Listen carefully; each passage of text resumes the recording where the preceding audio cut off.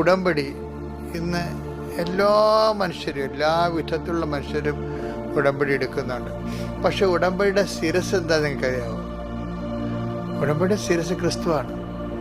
എന്താ കാര്യം എന്ന് പറഞ്ഞാൽ, ക്രിസ്തുവിനെ അറിയാത്തവരെ അറിയിക്കുക, അറിഞ്ഞവരെ ആഴപ്പെടുത്തുക, അതാണ് ഉടമ്പടിയുടെ ആദ്യത്തെ ദൈവസ്നേഹ പ്രവർത്തനം.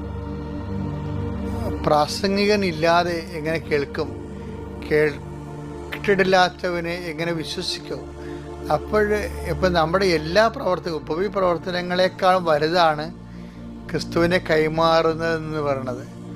അതായത് അത് കൈമാറ്റം ആണ് ഇതിൻ്റെ തലയെന്ന് പറയുന്നത്, ശിരസ്സെന്ന് പറയണത്.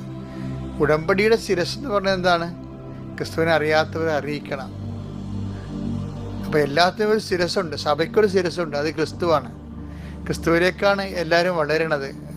ആത്മീയ വളർച്ചയെന്ന് വെച്ച് കഴിഞ്ഞാൽ, ഇപ്പോൾ ദൈവാനുഗ്രഹത്തിൽ വളരുക എന്ന് വെച്ച് കഴിഞ്ഞാൽ അതിൻ്റെ അർത്ഥം കുറേ ആനുകൂല്യങ്ങൾ കൈപ്പറ്റിയിട്ട് തിന്ന് കൊഴുക്കുക, മതിച്ച് ചീർക്കുക എന്നുള്ള അതിൻ്റെ അർത്ഥം.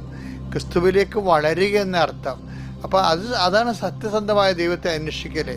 അപ്പോൾ ശിരസ്സെന്ന് പറയണത്, ഇപ്പം ഉടമ്പടിയുടെ ശിരസ് കർത്താവിനെ അറിയാത്തവരെ അറിയിക്കുകയാണെങ്കിൽ അതിൻ്റെ ഹൃദയമാണ് ഈ കാരുണ്യ പ്രവർത്തികളെന്ന് പറയണത്.